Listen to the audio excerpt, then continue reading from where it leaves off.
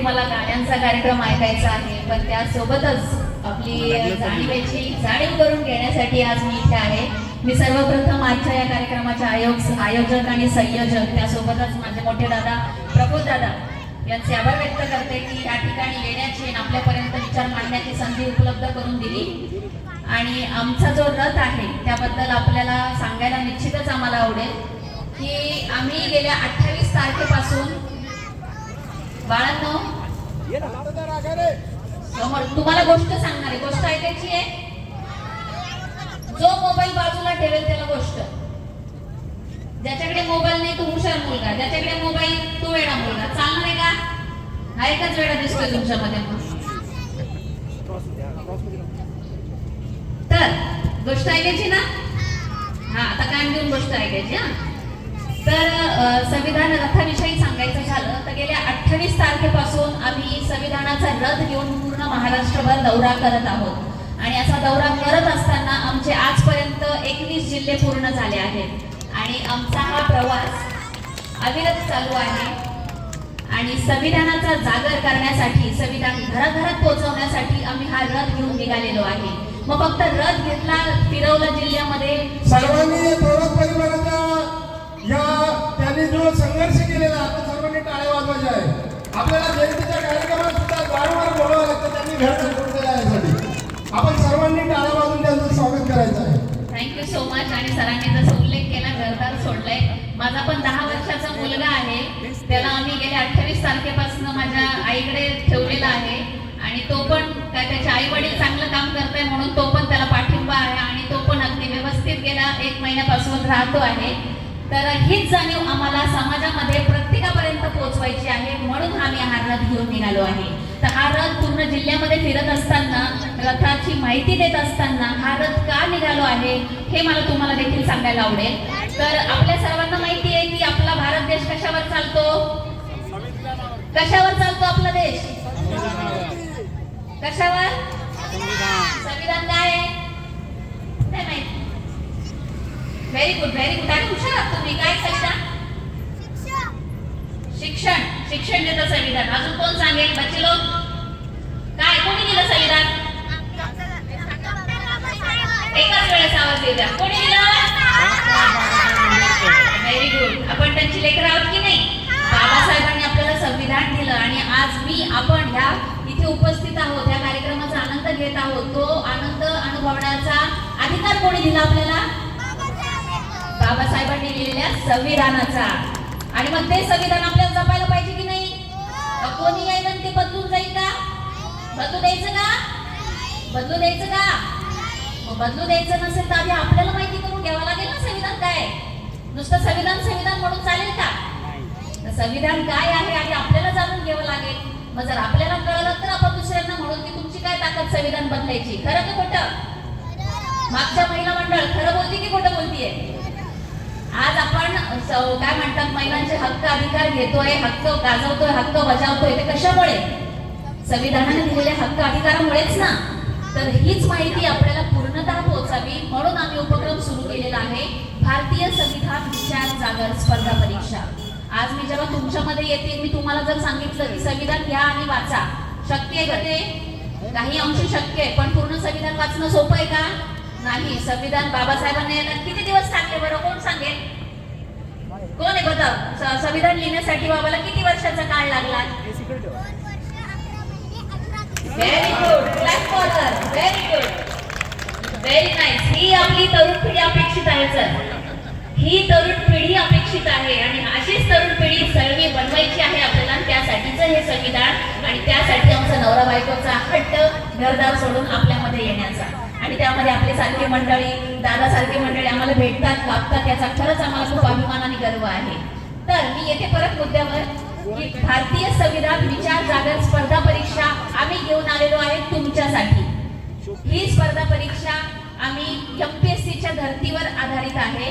म्हणजे जे विद्यार्थी एमपीएससीची तयारी करत आहेत, ज्यांना करायची आहे किंवा फक्त संविधान जाणायचं म्हणजे काय, मला काय अधिकार दिले त्याच्यामध्ये, माझे कर्तव्य काय आहे, माझे मूलभूत हक्क काय आहे, हे मला जाणून घ्यायचं असेल तर तरी देखील मला संविधान वाचावं लागणार आहे. आणि त्यासाठी देखील आपण ही परीक्षा देऊ शकतात.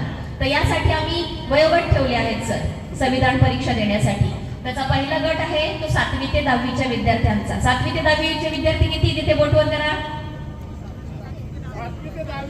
7वी ते 10वी असा पहिला गट आहे. दुसरा गट आहे आमचा 11वी ते पदवी ग्रॅज्युएशन पर्यंत. 11वी पासून ग्रॅज्युएशन पर्यंतचे विद्यार्थी या स्पर्धेत भाग घेऊ शकतात. आणि तिसरा गट आहे आमचा खुला गट. खुला गट म्हणजे कोणीही भाग घेऊ शकतो. तर मला सांगायला आवडेल या गटामध्ये आमचा सगळ्यात वयोवृद्ध स्पर्धक किती वर्षाचा असेल कोणी सांगू शकेल का? मीच सांगते 80 वर्षाचे भंतेजी याचे पहिले स्पर्धक आहेत. नाशिक जिल्ह्यातून 80 वर्षाच्या भंतेजींनी पहिला फॉर्म भरलेला आहे. आणि त्याच्यानंतरचे वयोवृद्ध वयस्कर व्यक्तीमध्ये 73 वर्षाचे आजोबा अकोला जिल्ह्यामधनं यांनी फॉर्म भरला आहे. आणि अजून एक याच्यात ऍड ऑन करायचं झालं तर अंध व्यक्तीला किती अवघड काय म्हणतात अडचणी असतात लिहिण्यासाठी, वाचण्यासाठी, चालण्यासाठी सुद्धा. पण अंध व्यक्ती ही परीक्षा रायटर ठेवून देणार आहे. मग ही आपल्यासाठी अभिमानाची गोष्ट आहे की नाही? बरं, याच्यामध्ये फक्त बाबासाहेबांना मानणारा समाज परीक्षेत भाग घेऊ शकतो असं आहे का? तर बिलकुल नाही. बाबासाहेबांनी फक्त आपल्या समाजासाठी काम केलं का?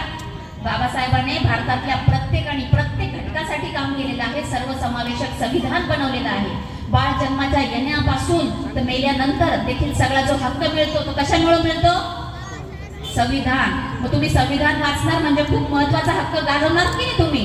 मग त्यासाठी आम्ही जो परीक्षेत भाग घेईल त्याला प्रत्येकाला प्रमाणपत्र आणि मेडल आमच्याकडनं प्रत्येकाला मिळणार आहे जो स्पर्धेत भाग घेईल.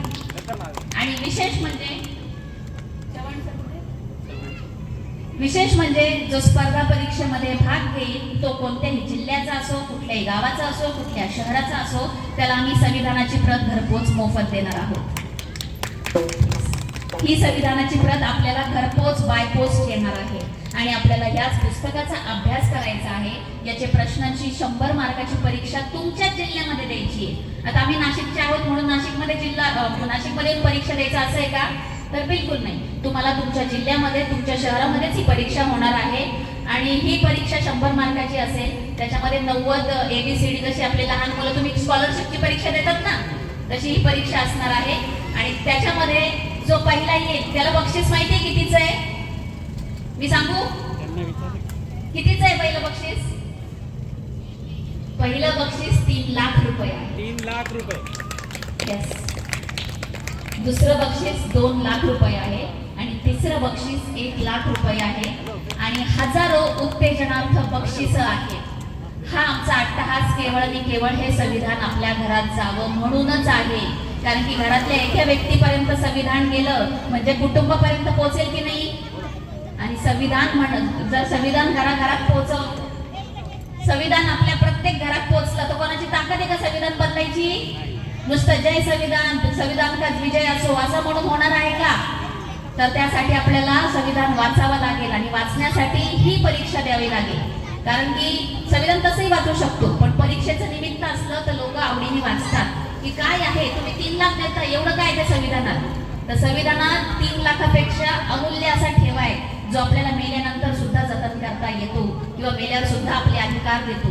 आणि त्या अधिकारासाठीच ही स्पर्धा परीक्षा आहे जी त्याचं बक्षीस आम्ही 3 लाख रुपये, 2 लाख रुपये आणि 1 लाख रुपये देणार आहोत. आमचे सहकारी आहेत ते तुम्हाला पत्रकं वाटतील. त्या पत्रकावर सर्व माहिती आहे.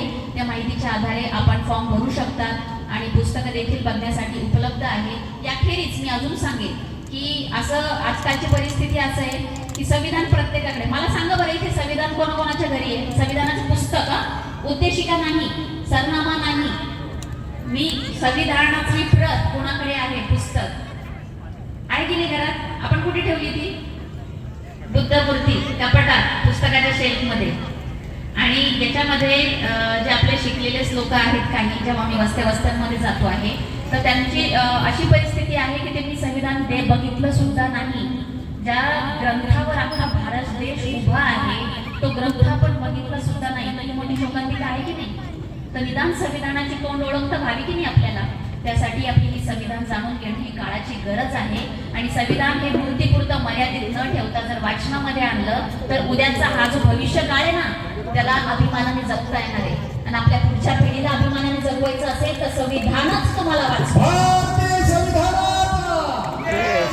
भारतीय संविधानाचा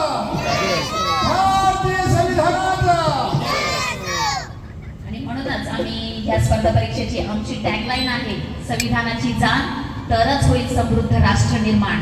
ही पुढची पिढी जगवायची असेल, अभिमानाने ताठ मानाने जगवायची असेल तर संविधान जतन केलंच पाहिजे, वाचलंच पाहिजे. धन्यवाद. धन्यवाद. धन्यवाद ताई.